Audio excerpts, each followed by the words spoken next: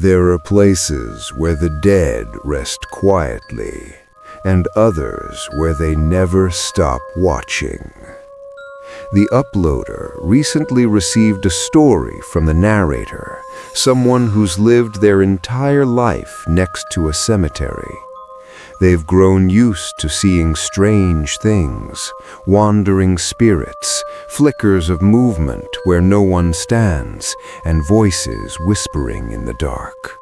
But lately, something different has appeared, something darker, something that doesn't quite belong among the dead. Tonight, we dive into the chilling encounter with the Crooked Neck Man, a figure so unnerving, even the most seasoned ghost hunters are left questioning what he really is. The narrator's home borders an old cemetery, a quiet stretch of land that's never truly silent. Over the years, they've come face to face with all sorts of entities, mischievous spirits, sorrowful souls, and things far less human. But nothing had ever felt quite like this. It started one night when the narrator and a friend were using a ghost box, trying to communicate with the spirits that linger beyond the veil. The night air was still, heavy with the kind of silence that makes every rustle sound like a whisper.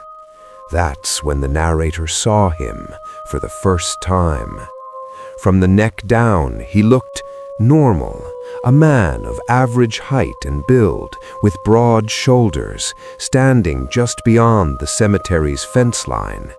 But when the narrator's eyes traveled upward, that's when reality began to warp.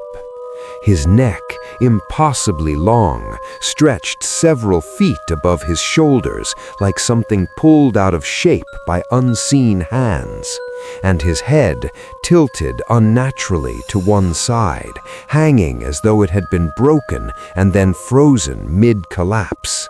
The image was straight out of a nightmare, a grotesque, silent silhouette against the graves. The narrator could only stare, paralyzed. Then, as if realizing it was being watched, the thing moved. Its head, still crooked, began to bend downward, lowering itself to peer around a nearby tree. The movement was smooth, deliberate, aware. The narrator's stomach dropped. They weren't looking at a trick of light or imagination. This thing knew they were there. And then came the voice. Through the ghost box, their friend, who was under the Estes method, blindfolded and listening only to the responses, spoke out. "Save me." The uploader's voice cracked when they asked, "Save you from what?" There was a pause. Then a single answer came through, trembling and low. "The long one." That was all it took. The atmosphere shifted instantly. A coldness swept through the air that didn't belong to the night. Whatever this thing was, it wasn't just a wandering ghost. It was something older, something that seemed to command fear even from other spirits. The narrator later learned that another mischievous entity, one known to haunt the cemetery and tease their group, had mentioned they were working together. But the truth of that alliance only deepened the mystery. Was this crooked-necked man some kind of demonic overseer, or was he something else entirely, a creature beyond the usual boundaries of death and decay?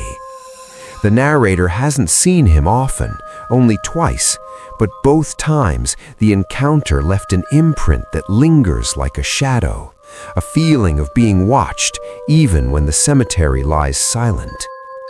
If we look deeper, legends from around the world have spoken of beings with elongated necks, from Japan's rokurokubi to European tales of stretched watchers that could see over graveyards.